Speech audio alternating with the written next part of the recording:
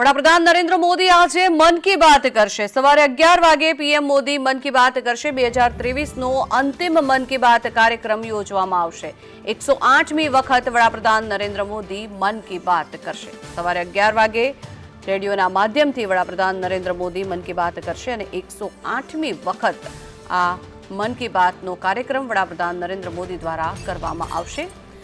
સમગ્ર વર્ષ દરમિયાન દેશમાં જે વિકાસ કાર્યો થયા છે તેની રૂપરેખા સમગ્ર દેશ સામે મૂકવામાં આવશે અને 108મી વખત વડાપ્રધાન નરેન્દ્ર મોદી મન કી બાતમાં દેશવાસીઓને સંબોધન કરશે।